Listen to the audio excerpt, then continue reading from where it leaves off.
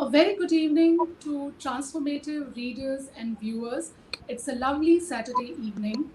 Skincare and aesthetics, beauty, skincare, and aesthetics.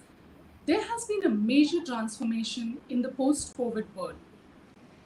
It is no more about hiding it under heavy makeup or using fake filters, but the present day dynamics of skincare seems to be all about prolonging youthfulness of your skin.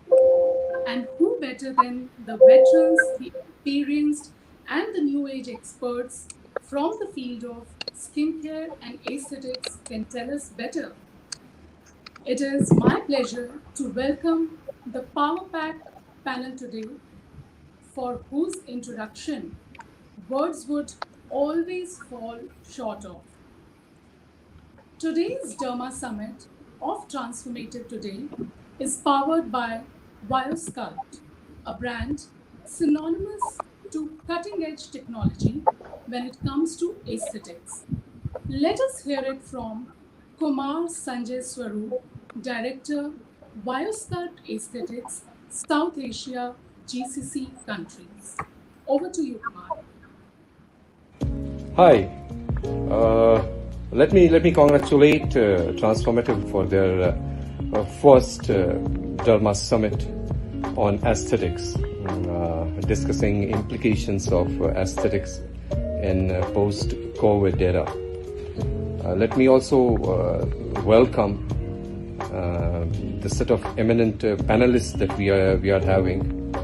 It's just a wonderful mix of young and experienced, where each one of them has a lot to contribute in terms of what fitness could be all about. Warsculpt is from Latin America, and we are into the domain of overall wellness. We got solutions for body wellness. We got solutions for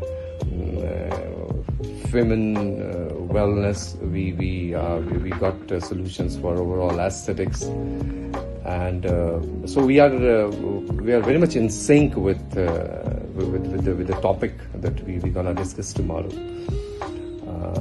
We really look forward to this discussion, and I hope that it's gonna be a wonderful success.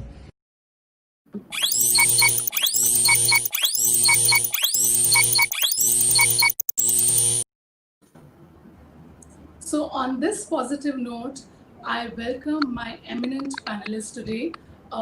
Before I start doing the conversation, the interaction, and the discussion, let me quickly introduce this Power Pack to my audience and the live viewers who are actually not just watching live right now, they've already started pouring in questions. So, today's panel, we have the eminent Dr. Simil Soin, founder and chief cosmetic dermatologist, Aina Clinic. We have Dr. Shraddha Deshpande, consultant plastic reconstructive and aesthetic surgeon, Wockhardt Hospital. We have Dr. Rinki Kapoor, cosmetic dermatologist and dermatosurgeon, the Aesthetic Clinics. We have Dr. Manoj Johar, Director, Aesthetic and Reconstructive Surgery, Max Super Speciality Hospital. We have Dr. Aditi Bajaj, founder and dermatologist, Aditi Medical Aesthetics. Dr. Gurjot Marwa, board certified dermatologist, Dr. Marwa Clinic, and the youngest, Dr. Stuti Khare Shukla, founder, Elements of Aesthetics Clinic. It is indeed my pleasure and honor to welcome you all on board today for the discussion, for a panel discussion that Transformative Today has initiated, which is about sustainability in skincare. When we talk about sustainability, we can clearly see there is definitely a huge transformation in terms of looking good, feeling good. Not just it makes you feel good, it also heals you somewhere, it gives you happiness. So I would definitely like to start and initiate the conversation with the veterans and the senior most from the industry, Dr. Simal Soin, Dr. Manoj Johar, Dr. Rinki Kapoor here, that over the years, sir and ma'am, you have literally seen the transformation happening. So, what is your observation here? How exactly, post-COVID world, how the priorities of skincare, how the priorities of people are actually changing? Over to you, Dr. Simal Soin. So it's been very interesting, the whole post during the pandemic and the post lockdown story. One of the things which was very stark was I noticed that obviously aesthetics is here to stay. People are used to looking a certain way, so they want to continue looking that way. And I find that they want to, and the things that's come out very strongly is that people want to look good, but they want to look good for themselves. It's not for anybody else. So imagine people coming as soon as the lockdown opens, they are in their homes with older people, but they want to just come and they say they look at their face in the mirror, for example, they are used to having a Botox or a filler or whatever, and they want to come back and have it and make sure that their skin looks the way it was looking. The other things I notice are also people are now somehow more concerned about getting their anti-aging treatments done. They're concerned about their eyes looking good. So the things like semi-permanent makeup were doing well. The eyes sort of the because obviously it's hidden with the mask, the lower face. That's one Right. thing. And the second thing I noticed was that also there was a lot of demand for the lips looking good. And I wondered initially why that was, because I said it's all behind a mask.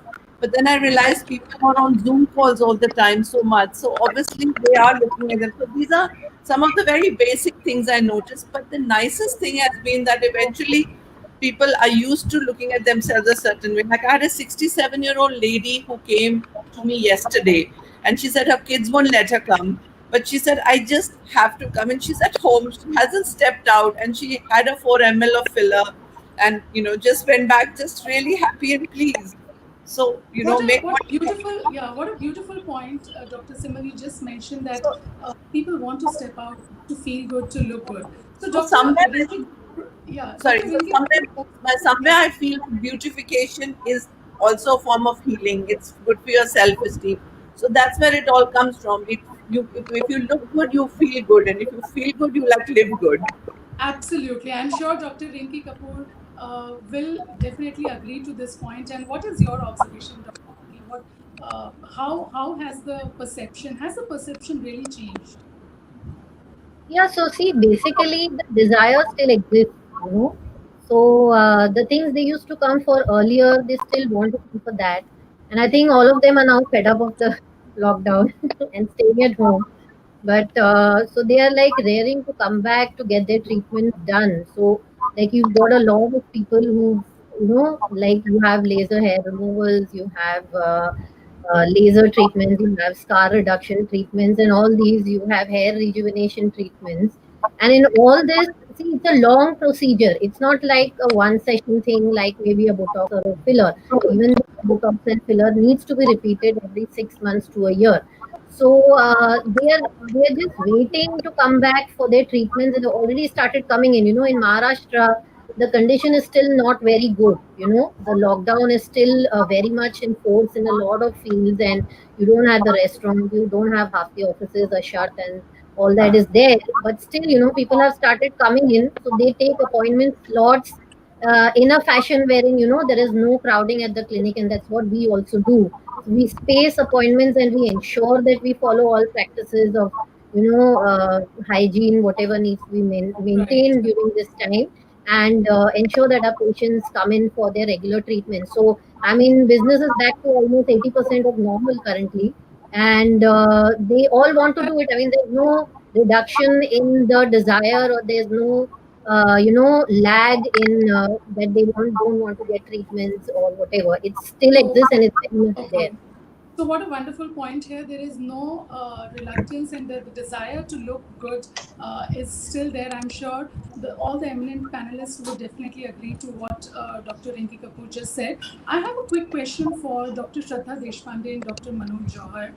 When it comes to reconstructive surgeries, we have clearly seen people now, are opening up in terms of, they feel that, okay, if I can go under knife, or if I can go through a reconstructive surgery for the enhancement of my looks, they definitely don't mind it. But there we can clearly see that sustainability is coming up in a big way.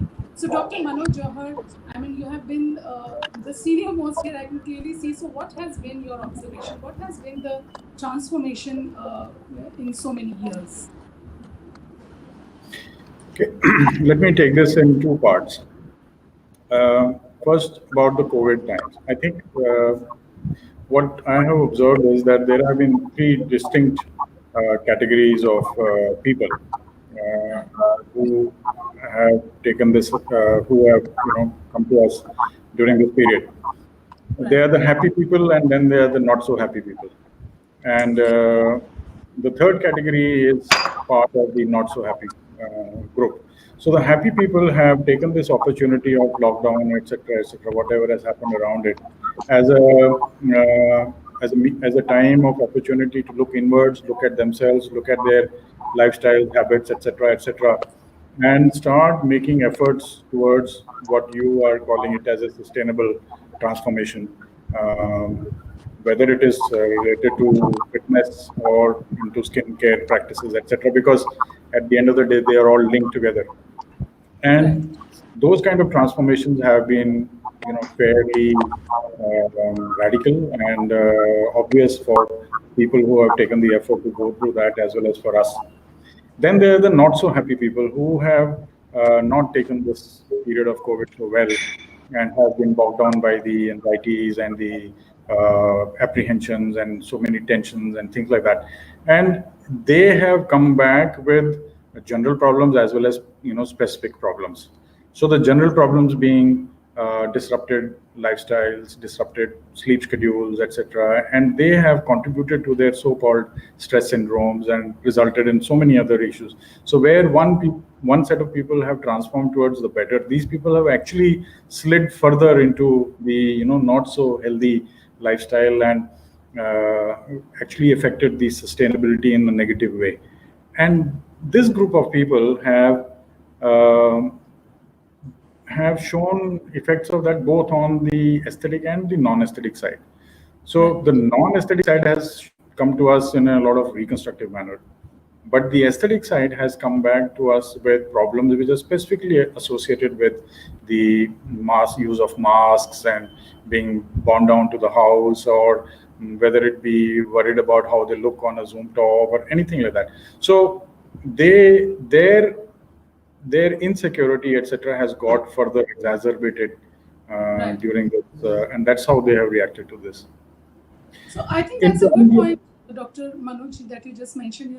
You actually simplified it. Two sets of people, not so yeah, happy and happy people. So, yeah.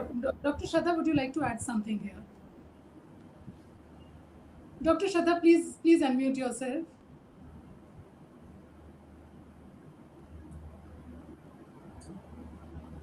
Dr. Shraddha, you need to unmute yourself. Okay, yeah, please. Yeah, can you hear me Yeah, now? yeah, we can hear you. Yeah. Could you just So I repeat think the that's question because I couldn't I'm get the saying it's a last part very, of it. Yeah. it's a very simplified thing. Dr. Manoj put it in a very simple way that there are not so happy people and there are happy people, and aesthetics. And when it comes to reconstructive surgeries, of course, the pattern is clearly visible. It affects how exactly it affects on what kind of people. So, and we were also talking about sustainability. So, yeah, over to you, Dr. Shraddha.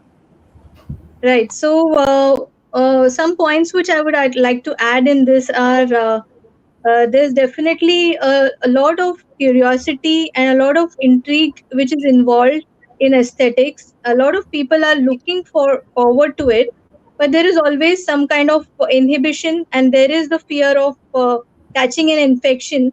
So a lot of people are looking more towards daycare surgeries, towards minimal invasive surgeries, so something which can be kind of less is more. So they are looking for solutions which can be sustainable for a longer period of time, but wouldn't involve too much of invasion, too much of admission, stay in the hospital, and all. So that is more of a thing which is going on now. So, there is more emphasis on less is more, and minimally invasive surgery or minimally invasive even non-surgical aesthetic procedures. So less is more clearly seems to be the in thing, and I'm sure Dr. Gurjot Marwa here and Dr. Aditi Bajaj and Dr. Stuti Khare will definitely agree to this point. In fact, I have a question to Dr. Gurjot Marwa. We have, the readers have already started asking us, how can we actually look like Dr. Gurjot Marwa? We have already those kind of queries pouring in. Dr. Gurjot Marwa, over to you. Please unmute yourself. So if anyone is asking if I have undergone any treatments, I am fully injected all over my face. So I do get injected. And coming to your earlier question about, am I audible? Yeah, you are. Okay, coming to the earlier question about how treatments have changed since COVID. So what I would say is treatments haven't really changed. It's just the pattern that has changed a little bit. So I have a lot more patients coming in for double chin treatments because they keep looking at themselves when they're sitting in front of the camera the entire day. They're in front of the screen. So double chin is something that I do a lot more now. And apart from that, like Dr. Simil perfectly said, around the eyes, eyes is something that everyone is very, very bothered now. So I think the number of patients is the same, but the treatments have differed now. They're more conscious about different things. Like earlier, there are so many people more coming in for double chin. I think it's because they're seeing themselves the entire day on the screen. That's a good point here. I'm sure Dr. Aditi Bajaj and Dr. Stuti would definitely agree. Thanks to the Zoom meetings, thanks to the webinars, the audience, in fact, the audience has actually started asking us questions. I'm all the time on Zoom meeting. So please ask your eminent panelist, what is the solution? How can I look good? And I don't want to add any filter. So over to Dr. Aditi Bajaj. Please tell us. They're wondering that do I need to go through some sculpting or something? What exactly? So I totally agree, because now I think people staying at home with the whole fitness mantra with skincare, so the viewers have become a lot more aware. So they want to find out skin solutions, body solutions, and they want to find out solutions which are more long lasting. So I think when the trend was initially only happening when people were concentrating a lot on their face and skin, but now also an interesting pickup that has happened is body contouring, because I think in this COVID time, a lot of people, I think they really transform their diet, their lifestyle. So they really have lost a lot of weight. So now they feel that, with weight loss, how can they manage, what are long lasting results? How can they probably do quick sculpting? Are there solutions where, you have no contact solution, a longer lasting, where your muscles get stimulated? Because people now have a opinion that they want to look good overall. Their skin is become very important, and so has their body. I think body also now, what we used to have anciently, like people used to say body is our temple, that concept is coming back. What we eat, how we look, how we present ourselves, people have really reconstructed their mind. And especially I feel there is a huge emphasis also on what they eat and the weight loss program and the weight loss era. I think you're absolutely right. Body is our temple. That is something which definitely has, people have started believing in. People have started following more natural ways of, treating themselves or, looking good. So, Dr. Stuti Khare, I would like to, hear from you as well here. When it comes to looking good, feeling good, do you already have patients coming in? So, how exactly, like, apart from diet, what kind of treatments do you feel patients are looking at these days? As Dr. Gurjo said, apart from the double chin. Yeah, Dr. Stuti, over to you. So, on the contrary, there is a lot of surge in the anti-aging procedures and the laser procedures. So most of the time, I mean, my patients used to be occupied with one thing or the other, and now they are finding a lot of time because they have a lot of time. All of them are working from home, and they also have one reason to hide their face with the mask. So the laser procedures are increasing day by day, and because patients are, I mean, more patients are involved in social media these days, so they are undergoing all type of fillers, Botox, and all the anti-aging treatments for that matter. So what I have found on the contrary, that the anti-aging treatment as well as the demand for the lasers has actually increased. Most of the patients, they are okay with applying the mask, and they are mostly on the Zoom meetings in their offices as well. So they are managing very well with the mask, and they are very happy getting these treatments. They know that the doctors are also following all the safety protocols. All the doctors are taking one patient at a time, and they know that the pandemic would stay for a very long duration, and 1 year is like more than enough of time to not look good. So because it's already been mentioned, people who are aware about themselves, people who are into looking good, they won't wait for anything. So obviously the anti-aging treatments, lasers, and all kind of beauty related treatments are on the surge. That's a wonderful point here. Of course, more than a year, definitely you can't sit back at home under the mask and not look good. Definitely, I totally agree to this point here. Dr. Simal, there is one interesting query coming for Dr. Simal, Dr. Rinki, and actually Dr. Manoj as well. It's a common query I can clearly see, wherein the patients are asking, I still have to wear mask, but I have when I take off my mask, I really don't want to see my the folds here near my lips. So what am I supposed to do for that? Do I really need to go through a surgery or go through some kind of under knife treatment? Maybe I can clearly see in the questions there is a lot of myths, actually, a lot of confusion. So yeah, over to Dr. Rinki. How would you like to address this query? Dr. Rinki, Okay, please. Yeah, so yeah. yeah, just yeah. Am I Yes, yes, you audible? are. Yeah, so typically the nasolabial lines, this part of the face. If you see the mask that you wear, most of the masks like the 3M or the N95, they all have these clips which rest onto the nose, and they tend to press on this part of the face. Okay. So then what happens is that this part of the face, there's some collection of fluid, there's some edema, and if the skin is already not very well maintained, you a lot of people have started seeing lines coming in this area. Okay, so now in this area these are called as the nasolabial lines. And then you also have some people who have drooping angles of the mouth. The angles of the mouth start drooping, so this is the sag of the mid face, that's as we call it. And a couple of treatments are there. So if you visit your dermatologist or you visit your plastic surgeon, they'll be the right person to assess what treatment or what combination of treatments is required for your particular severity of the folds that you have. Because these treatments range from simple hyaluronic acid fillers.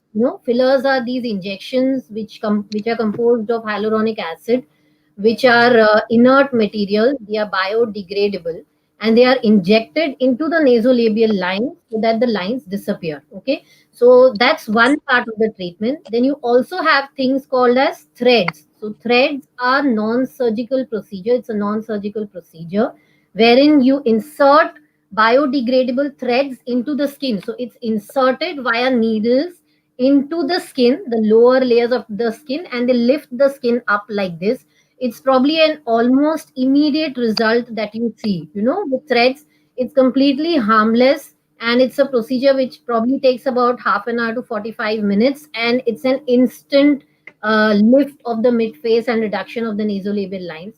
You also have another treatment, that is the laser treatments, as we call it, the lasers and the Right, energy based devices.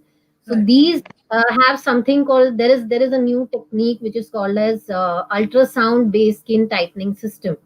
Okay, so right, there you have, it's called as ult therapy, and wherein you do the procedure on the face. It's like a laser machine which is used onto the face. It takes about an hour to do it, and it tightens all the tissues of the face, without any external signs of any procedure that you have done. So you don't see anything. Fillers and threads, you probably might see the injection marks on the areas where it is done, but in ult therapy you don't see but anything. It's yeah, just you don't see under the that. skin or So I under the skin. Right. So I can clearly see when Dr. Rinki is talking about these treatments, in layman's language, I can clearly see that readers are more curious to know the biodegradable things that we are talking about here. So I can see that a lot of, the aesthetics, the dermatology field is, gradually, this whole natural concept seems to be picking up. So, Dr. Simal, what would you like to add here? We can see the the nature bound ingredients are definitely helping in looking good. Yeah, Dr. Simal, over to you. Please unmute yourself, Dr. Simran. Yeah. As we Yeah. continue our discussion on what's been happening post the lockdown and in the pandemic period, one of the other things I notice is that people are much more patient. Obviously, it is a cue from all the others. They have more time, so they are less rushed. And the other useful thing for people to do at this point is to do treatments which normally take many, many sessions to show results. So, like for Right. example, if you're trying to target your hair loss issues, then you possibly need 8 to 10 sessions at least to see a degree of result, which would take 8 months. So they are utilizing this time. Then, for example, laser hair reduction takes many more sessions. So they are getting ready for later. And weight loss is another thing, like Aditi said, which is actually is doing really well at this time. Whether it's a preventative thing, non-invasive weight loss has actually is now taken over in quite a big way. So people are coming for it. It takes time again. There's no magic there. There's a science. So you're doing muscle toning, you're reducing fat, you're improving your lymphatic circulation, you're improving the cellulite through a combination of different modalities, and it's all very natural. So they are non-surgical, non-invasive, which is really what a lot of people are going towards now. And for example, sustainable, you talk about, for the hair loss, we do a treatment which is made of growth factors, which is made of plant growth factors, which you just also inject into the scalp, but it's got fabulous results for hair loss. So a lot of things now are, even in terms of products, when we use cosmeceuticals for skincare, you'll find that a lot of products are, people are concerned about the fact that, they're using products which are not being tested on animals. They are vegan. They're not, they don't have any of the plastic ingredients in them. They're toxic. So there's a lot of more, even in fact treatments that we're doing, like medical facials, where we would do a hydrofacial or perhaps a collagen facial. A lot of the ingredients now are even manufactured in place in a manner that is all biodegradable. So Okay, that's that's now, interesting. that That's awareness has interesting to been there see. for a long time. The awareness with people is also clearly visible. Of course, even in products they We buy, they are looking out for products which are biodegradable and non-toxic. They want to right. go for products like that. Okay, we have quick questions coming in before I start taking those questions. Dr. Shraddha, would you like to add something here? We were talking about the reconstructive surgeries, wherein the breast augmentation and all. They're also, the question is also to Dr. Manoj Jauhar. We can clearly see that there also sustainability is coming up in a big way. Dr. Shraddha, please unmute yourself. Yeah. Dr. Shraddha, please unmute yourself. Yes, sorry. Yeah. Yeah, can you hear me now? Yes. Right. Yes. Yes. So since we are talking about biodegradable substances, now there is more of an autologous fat transplantation which has come in vogue. So uh, we have now started using the patient's own fat for augmenting their breasts or for various body parts, as well as for facial rejuvenation by the use of nano fat or micronized fat. So these fat molecules, they themselves contain epidermal growth factors, which have given fabulous results, even in increasing the volume as well as the texture of skin. So that is one thing which is very much in vogue in the plastic surgery field, the fat and the regenerative Right. properties of fat. And it is obviously it is autologous. There are no foreign substances involved.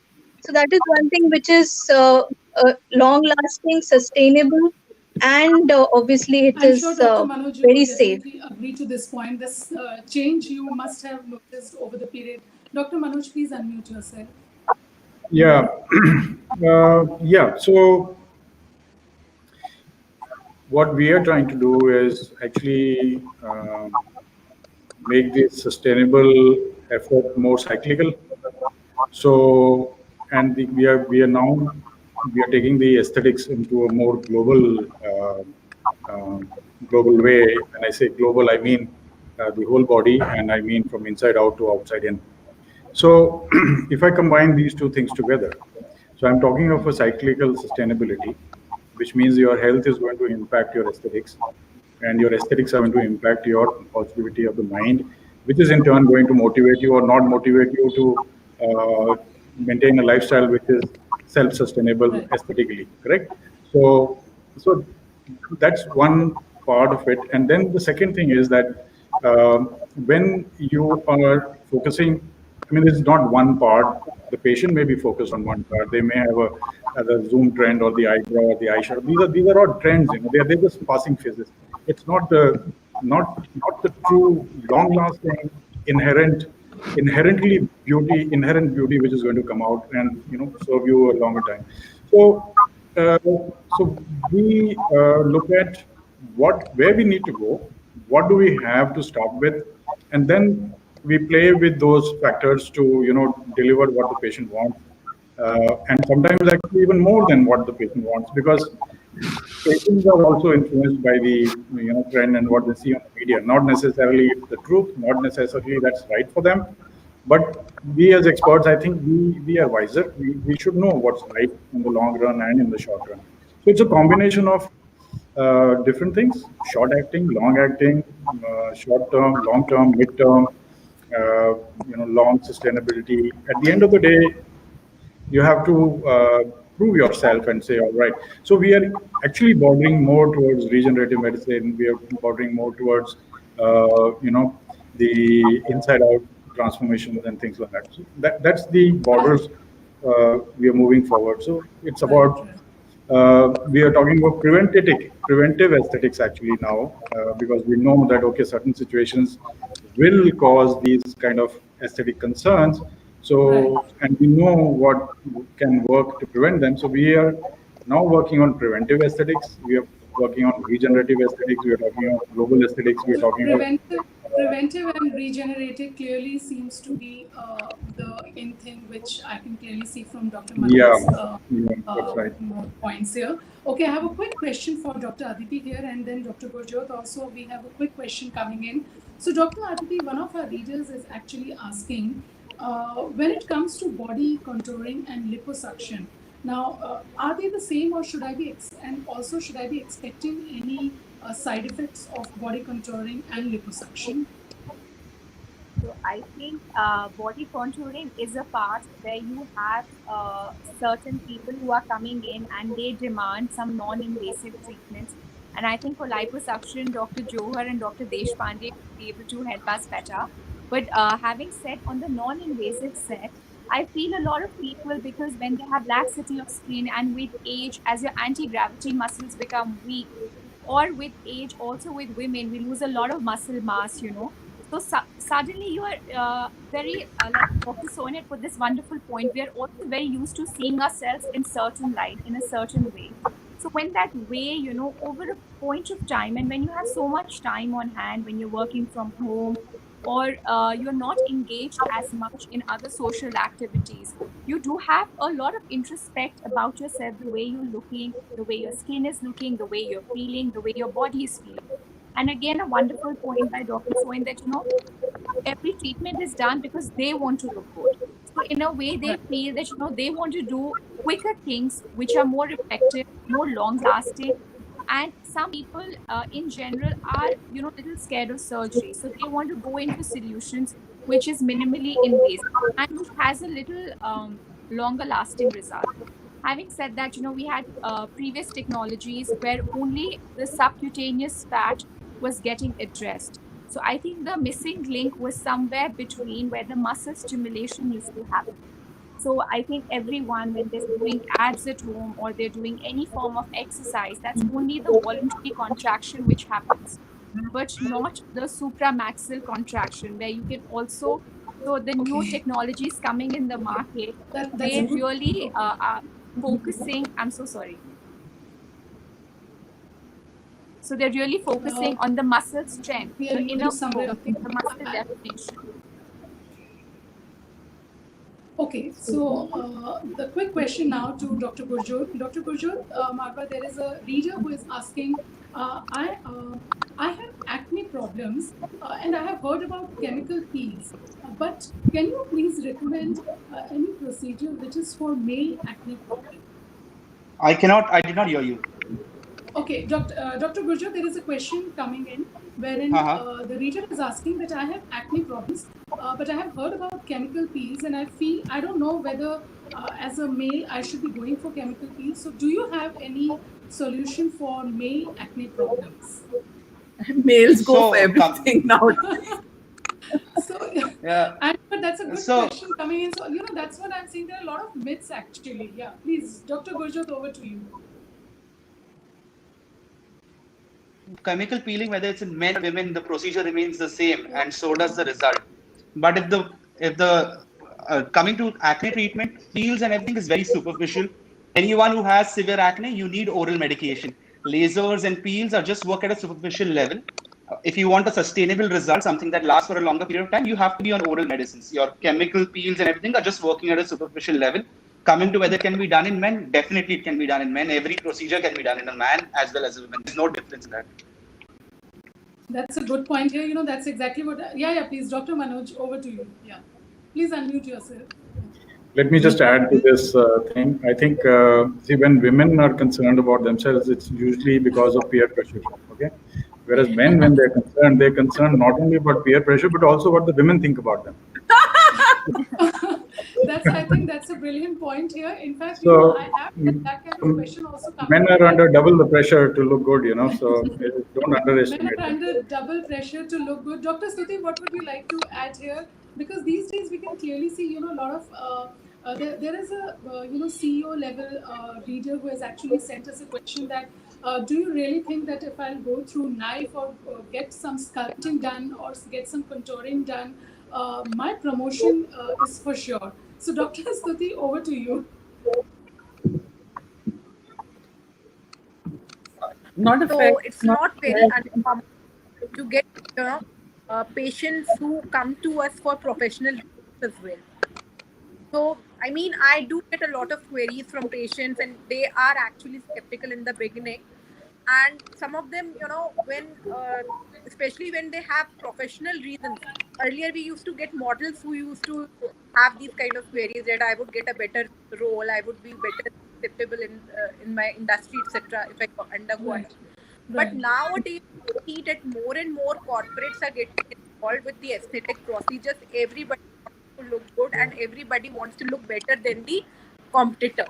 Okay. And besides, not only the corporates, there are people from all walks of life. For that matter, doctors also, doctor colleagues, there are so many doctor colleagues who are coming to us for the treatments. There are housewives who stay indoors all the time, but still they want to look better. And I tell you that this thing is not just in the metros, but even in the two-tier cities, patients have this tendency to look better. And slowly everybody is accepting it. And this is something which is very good. I would call it a new era altogether of looking better day by I day. want to add to the men in the audience that Yes. 40% that 40% of the patients clients coming to us now are men. So they come for everything from weight loss to anti-aging to laser hair I reduction, agree. anything. So I don't think there's really any difference anymore so much. So, Yeah, There's so just Just on a light. yeah, yeah, Absolutely. yeah, yeah, so sure. yeah, So, actually, there's just sorry to cut in. There's a very interesting paper that we from the aesthetic clinic we've just published it. I think it's published last month, which shows that facial attractiveness, and body attractiveness plays a huge role in your social, your emotional, and your professional sphere. So it's a very, very good paper that's published in the JCT. That's one of the top cosmetic dermatology journals.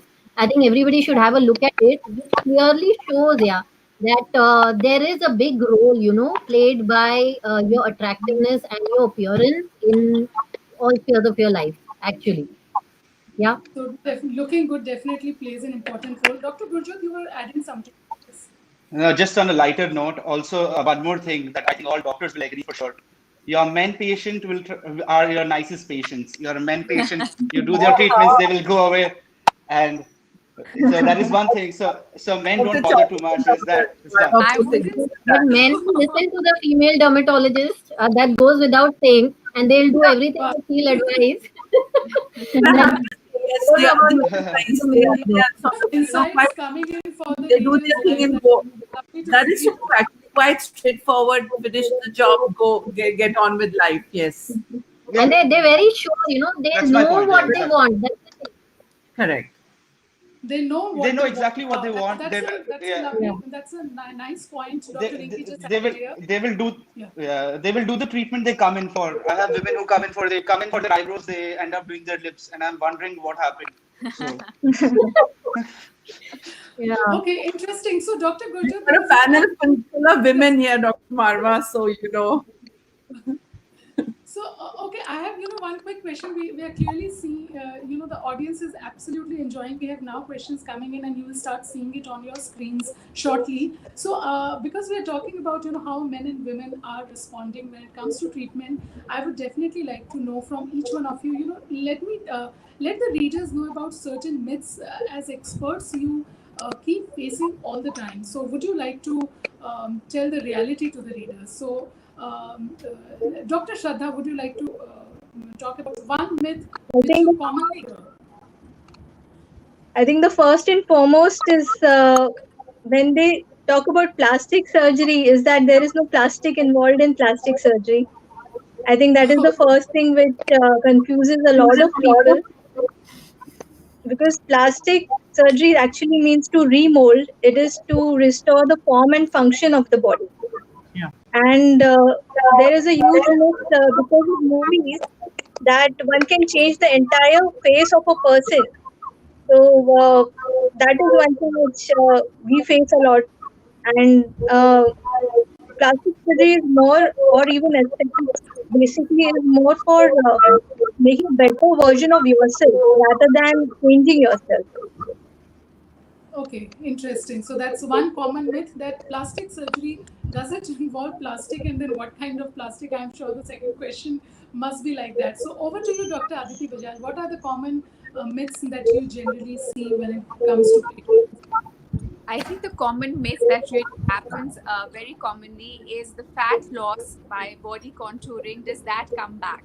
So they feel that they are eating, it's not because of their eating habits or their lifestyle, and it's actually come back because they've stopped doing the treatment. So I think there, the lifestyle, what you're eating, and other habits, and how you're exercising, that is also very important steps in there. Okay, interesting, very interesting. So contouring definitely doesn't mean that you definitely, it is more like a 360-degree, solution in Absolutely, terms it of, is. yeah, overall, yeah. Dr. Simal, would you like to, you know, tell us something about the common myths that you have seen over the years, and how do you address those myths? Try to think of what we're talking about. One was that men come to for treatments all the time and very happily. They come for their thamages. We do people who are in the public eye all the time. They come for the treatments that we do. Then the other myths I'm trying to think for laser hair reduction people, and also people think that a lot of times they feel that treatments might make their face worse, or lasers may make them look older, or or once they stop doing the treatments they're going to look much older. And so that's, we always, so for example, a common myth about Botox is that once you stop doing the Botox, will we look older than we did? And no, you won't. I mean, you look like you were. So a lot of things are, they have a lot of misconceptions. But one of the doctors had just said I can about I can clearly see, Dr. Simal, I can clearly see a question here. The question is right there on your screens. There is a reader who is asking, is there any treatment by which eyes can be sparky, as rightly said by doctor, For that sure, makes for sure. There are lots of okay. treatments where eyes can be sparkly. Yes, absolutely. You because you obviously, so there's, the eyes always have a lot of issues, like they've got periorbital pigmentation. We as Indians have it so much more because we've got that Indian line which people talk about, which is the tear trough. Then we have drooping lids. So there's lots of surgical corrections. You've got blepharoplasties, but on the other hand, we've got non-surgical things also, which nowadays, which sort of balance and may not have the exact results of plastic surgery, but somewhere in between. So we've got very good technologies now. So we have Regard another question coming in. I think I have a quick question. I face a lot of problems in regards to pimple, and I cannot control it. So, You need to see your Dr. Stuti, dermatologist.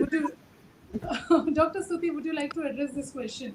I face a lot of problems in regard to pimples, and I cannot control it.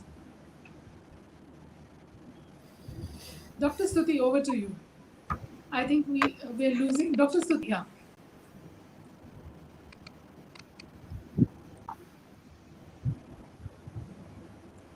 We, Dr. Can Stuti, I we say? can't hear you. We can't hear you. Uh, Over to Dr. Manoj, please. We can't hear Dr. Stuti. There is Yeah, something okay. like. So while she Yeah, yeah. gets her audio back, I think now the whole approach to acne, I think, has gone a very radical change. I'm sure I'm stepping out of boundary when I'm talking as a plastic surgeon. I'm talking about acne. When the dermatologists are saying, please stop me when as soon as the audio is back.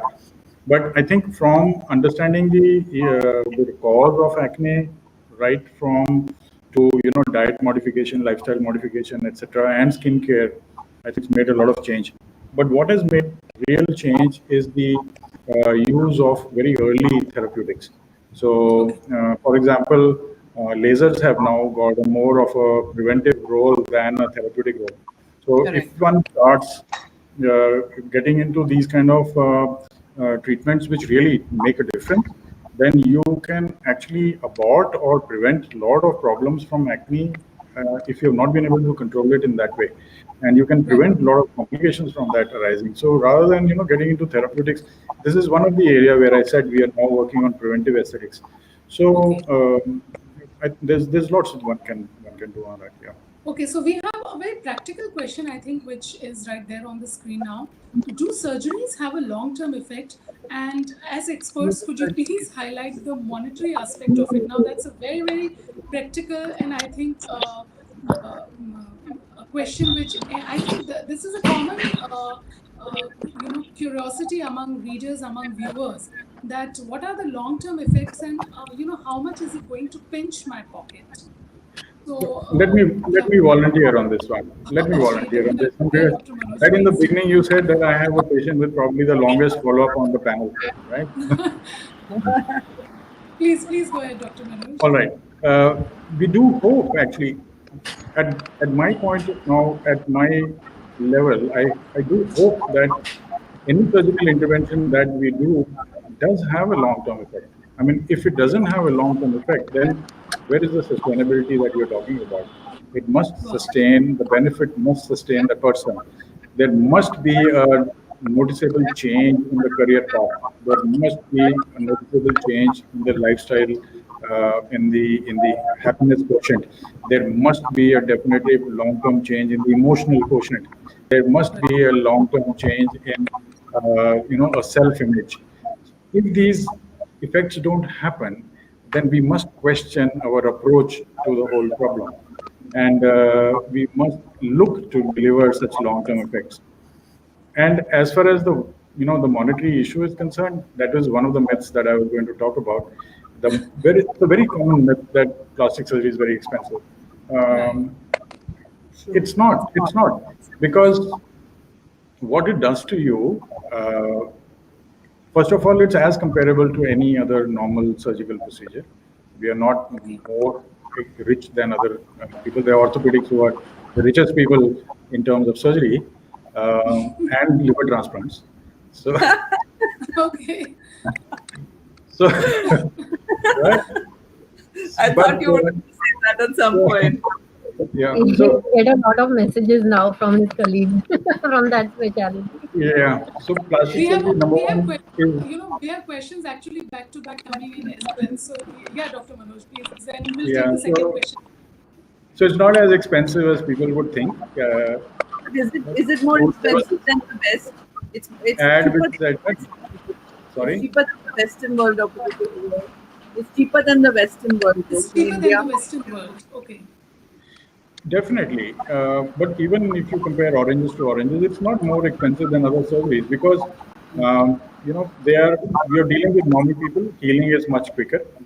We have the procedures are more shorter, or not short, but definitely they can be worked around, where the stays can be compacted. So we have means and ways of saving cost, cutting cost, but saving cost. So it's not more expensive. It's just a question of taking the courage to go out and explore and really get the facts. It's Right, not more right. expensive. So I can clearly see that there is reluctance and there is definitely with readers and audience the thing is that people don't know much about it, and that's Yeah, exactly the purpose of doing these live panels and summits, wherein the audience connects with the experts, and they're able to relate and understand more yeah. about the procedures and the therapies.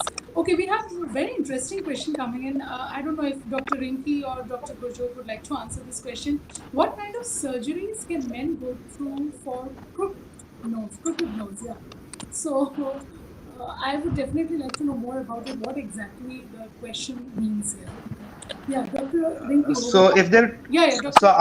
I'm not the right person to answer for surgeries, but if they're talking about non-surgical, yes, I do correct a lot of crooked noses with fillers. Although not many people agree with me, but I'm a huge fan of fillers on the nose, and I think they give very good results. Although a more sustainable option and something that is of course rhinoplasty. Fillers cannot Long replace term. rhinoplasty, yes, but if you have a crooked nose and if you want to go in for a surgery, a plastic surgeon is the right person. Definitely, if you have, so yeah, I would say definitely rhinoplasty is what you should do for a crooked nose. But I'm not Is the a right long person is to a answer long term. for But all problems of the nose cannot be corrected with non-surgical. Though fillers do a very fabulous job in most cases, And the advantage is that it's because it's not permanent. If somebody doesn't like it or whatever, so then it's always after a year or a year and a half, it's always back to what you were. Then you can always consider a surgical option if you didn't like the non-surgical filler part of it. So that is there. That's an advantage of the fillers. But yes, nowadays fillers can do a great job, and in some places replace rhinoplasty altogether. so It has Let me replaced just yeah. rhinos. add, just let me Yeah, add to yeah, this. doctor. Let me just add to this. I think when it comes to crooked nose, what the patient and we need to ascertain is what is bothering them. Is that crooked nose bothering them to themselves, or is it bothering the other person around them? Because you have two issues. One is mostly an issue about getting married or not getting married and We getting have we pregnant. have that question already there displayed on the Yeah, screen. exactly. So there, I guess you have a definitive role for non-surgical corrections for crooked noses. But if a person is wanting a correction for themselves because they are not comfortable with the nose, then probably you're looking for a more, long-term sustainable kind of a solution, and therefore surgical becomes your option. However, there have been Even instances where we have done both. I have done a surgical correction followed by a non-surgical nose correction because he was a professional whose job requirement demanded that the nose should be projecting on the screen in a particular way. So there you use the dynamics of the optics and stuff like that, to give them the highlights and the low lights and stuff like that. Right, So right. it is artistry. I mean, it's creative. So Yeah, Yeah, rhinoplasty is Dr. oh yeah, Shraddha one more definitely, thing. wants to add definitely something here, Yeah. right? artistry. Dr. Shraddha, you Right. wanted to add something? Yeah. Dr. Shraddha, please unmute yourself. Dr. Shraddha, we can't hear you. Yeah. Yeah, so a crooked nose may not be just an aesthetic concern, but it may also be causing nasal obstruction and causing the patient repeated respiratory infection. So that part needs to be examined and evaluated. And in that case, he may not just need a rhinoplasty, but a septorhinoplasty for correction of the nasal septum. So the functional part is very important whenever a patient is looking for a nose surgery. They should always be evaluated in Okay, the functional interesting. So we aspect have as well. in fact had two quick questions coming in. So I have Dr. Aditi and Dr. Stuti here. If you would like to take that question, the previous question I think was something to do with the person was getting married, and he has tans because of sunlight. So Dr. Aditi and Dr. Stuti, if you would like to address that question, so how to get rid of those tans? Is there any permanent solution, or do I have to go through some So facial or definitely. something? Yeah, Dr. Aditi. So definitely when people are getting married, they're going out more, they're shopping more, so they become more sun sensitive and sun vulnerable. So first and most important pearl is always to have a good sunscreen on, which is most important. And treatments like chemical peels work very well. If now they have pigmentation, which is probably at a deeper level, then lasers Q switch help a long way. If it is superficial, just uneven skin tone, or there is starting of probably any epidermal lesion. So over there, exfoliation like chemical peels works better and faster. And deeper treatments like I think laser works very well. If people have to get a sudden glow, they have to go in for their functions and their nearby time.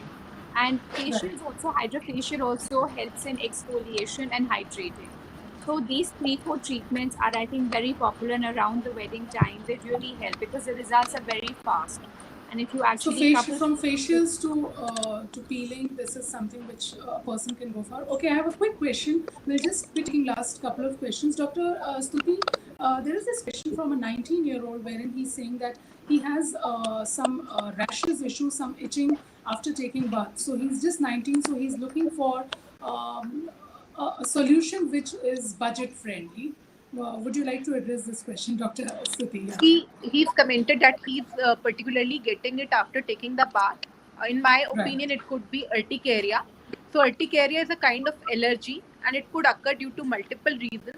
Water is a common allergen in people who are suffering from urticaria. Aquagenic urticaria is an entity. So I would suggest him to take antihistaminics like levocetirizine, which is commonly available in the pharmacy. It would be a very economic or budget friendly option. Besides, I would also request him to apply moisturizers in the daytime as well as the night time. If the severity of his reaction, or if he's getting a lot of hives on his body, I would also advise to take oral steroids for 5 to 7 days. And mostly the urticarias they get resolved within 7 to 10 days. And in case his urticaria doesn't resolve, he needs to meet a dermatologist in person to get it resolved. Thank you, Dr. Stuti. I can, the questions are pouring in, so I hope my esteemed panelists would not mind if we take just 10 more minutes extra because the questions are quite interesting and the readers are, when they see the panelist here, which is a perfect panel. Okay, there is a quick question for Dr. Soin here. How to have long, dense hair like you? Oh my God, what a lovely question here. Please suggest some diet or oil. Dr. Simil, over to you.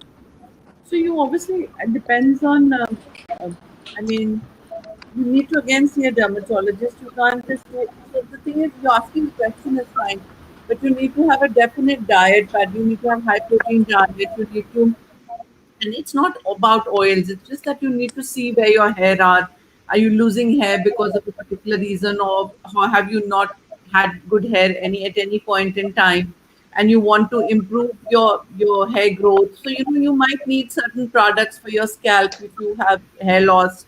You might need a vitamin supplement. You might need some particular kind of shampoos which improve the pH of the scalp. So you might need a treatment for that. You might need a high protein diet, which works, depends on whether you're vegetarian, non-vegetarian. So this is lots of tips. There's no one answer for the thing. So if I was to just say, yes, have a high protein diet and take a vitamin supplement, which is biotin, take a biotin. That's a very basic way to answer somebody who wants to have a good, have good hair. Use a So good plant supplements and diet, I can supplement with clearly see biotin, here. yes. Yeah. Diet And biotin. there's one, Otherwise, see a there is doctor. one, yeah, there is one common myth which has primarily been noticed. Okay, we have questions still coming in. I'll quickly ask one question. A lot of people feel I don't need to go through lasers or I don't need to go through any medical facial. This is something which comes in DNA. This is something which I Sure. carry in my genes. So now that's a question which I have to, I have this question to each one of you. Well, how do you address this question when people feel that no matter what, how many sculpting procedures, how many contouring procedures, how many reconstructive procedures I go through, at the end of the day, everything zeroes in on your genes. So, yes, please, over to each one of you. So Yeah, I Dr. don't. Guru, would you like to Let me say just something quickly here? address this. I think first of all, aesthetics is very personal. I don't think that everybody does not, nobody needs to do it. You only want to do it. You're fine if you didn't do it and you feel like I look good like this, I feel good like this, my body's good like this, that's fine. And it is, of course, a lot of things come from your genes, but it's also environmental, it's your stresses, it's your lifestyle. A lot of things also impact the way your face looks, your pigmentation. happens, your scarring happens, or your body, like your what sort of lifestyle your body changes take. So a Right. lot of things are dependent on the body, but again, to get whether you want to do it or not is a very personal thing, I believe. Okay, Dr. Gurjot Uh, and Dr. yeah, Just a second, Dr. Manu. yeah, Dr. sure. Gurjot, would you like to add something here?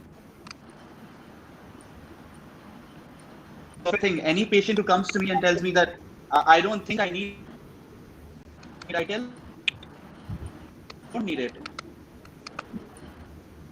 If you don't like your eyebrows and you want to live with it, you can live with it. Because I'm talking about aesthetics here. If you don't like your eyebrows and you want to live with it, you can live with it. I don't need to change it, and you're going to be the same person if you don't change it. So this is so. First thing about treatments is only. I think all of us will agree. We only do treatments if the patient wants treatments. No one forces treatments on anyone. That's true. That's absolutely true. Dr. Manoj, you were saying something to this. Yeah, I think we are talking with, we are dealing with two cliches here. One is genetics and the other is lifestyle. Um, we know now for a fact that genes is just a switching mechanism. It just comes on and off. What is taking more importance is now something known as epigenetics. And epigenetics is what controls those switches, what makes Right. that switch to go on and off. Now, this epigenetics is now very clearly known to be responsive to what we typically call lifestyle. But lifestyle is also no longer lifestyle. It's actually how you respond to the environment, and how your own ecosystem, your small environment and a large environment, how you interact with that environment is what the lifestyle is all about, and that's what makes the switch on and off.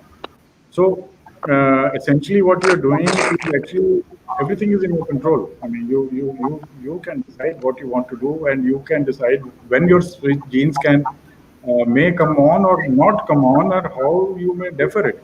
So it's a totally game changer, and It's I agree. I and think yeah. epigenetics is fascinating in today's time. I think it's also at the bridge of science and spirituality everywhere. So, Absolutely. And further, if I were to add on to that, I think India as a country has probably got a lead over everybody else in the whole world, which nobody can ever for the next 7 generations even try and match. Because we are at step number 7, where other people are still struggling at about step number 2. So if you go down into our understanding of Ayurveda, as in Ayurveda, generic Ayurveda, not in what we know as Ayurveda, everything is there. I mean, all the secrets are there, all the remedies are there, all solutions are there, everything is there. So, what is genes and what is lifestyle? Actually, this is all Western yeah. concept. All We the can go. solutions are there. I can clearly see the sum here that it's all there. It's right there, and it's again up to Yeah, you. And I really like this point when you yeah, say the lifestyle is not the lifestyle anymore. yeah, So before we sum up this lovely summit which is going on, it's such an engaging summit with our readers, which is the readers are still continuously commenting and sending questions. Uh, I would like definitely know one quick last message that you would like to give to our readers from each one of you. So, Dr. Rinki, over to you. What is one message would you that you would like to convey to our readers in terms of be it skincare, be it any tips, or be it some do's and don'ts that you would like to share? Dr. Rinki, over to you.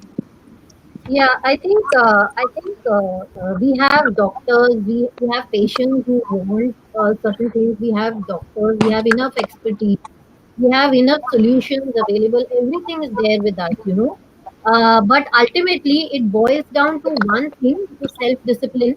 And I think that's probably the biggest part of any sort of treatment or any sort of thing that you're doing.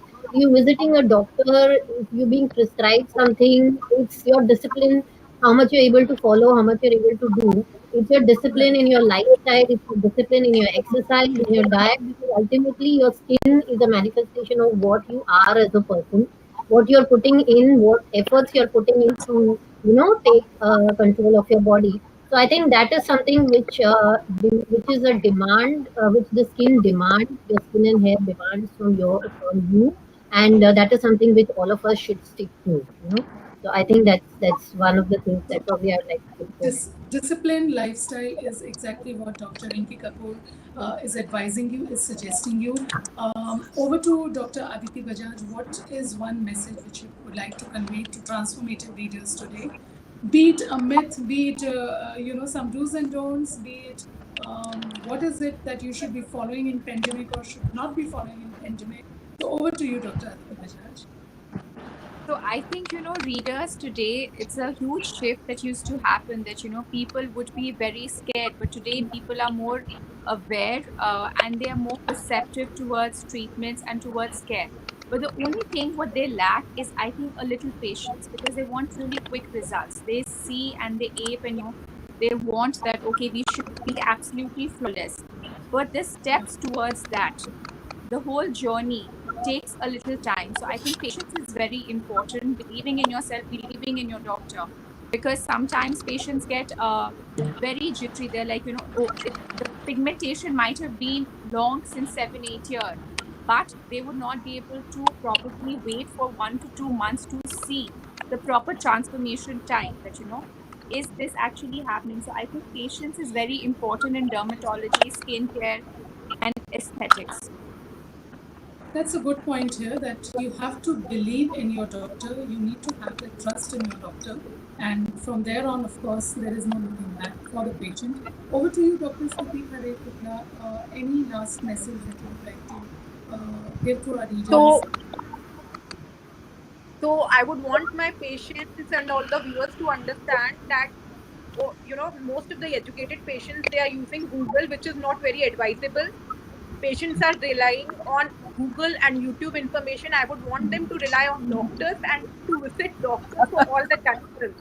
So nowadays, patient they are coming to us saying, "Doctor, I've seen the video and this thing and that thing." But I would want them to understand that medical aesthetics is something which is skin deep, and it requires 10 years of knowledge and multiple years of practice to understand and to do it well. Just reading through Google and using YouTube doesn't make you understand your skin and hair concerns very well. So you should have to rely on your doctor. Besides, for these concerns, the first person you should visit is a doctor. So if you're looking many patients who actually come to us at a later stage once they have things beyond control. So I would want them to visit a doctor first, and then they should decide what is right and what is wrong rather than depending upon Google and YouTube for all these things. That's a brilliant point here. Google, you should not be doing Google, and first you should go and consult your doctor. Yes, Dr. Shraddha Deshpande, over to you. I'm sure you would certainly agree to this point, especially when it comes to reconstructive and plastic surgery. I think even when the doctor is advising, the patient is busy with the Google search. Yeah, Dr. Shraddha, over to you. Yeah. So I just believe in one line that there is a thin line between vanity and sanity.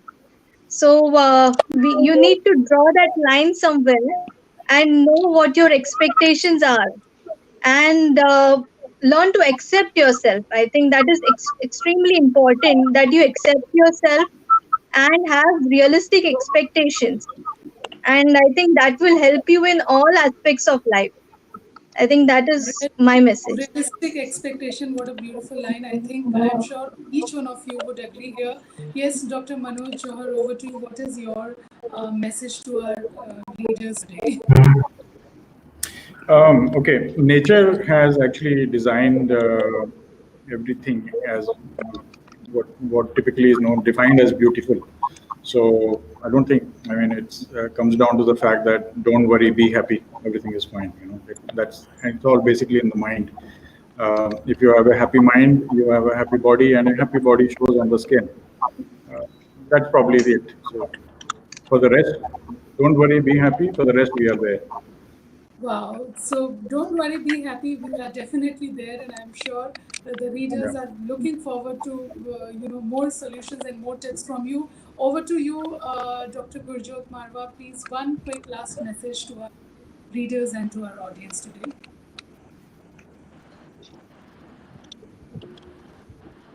Is it for me or? Yeah, Dr. Gurjot.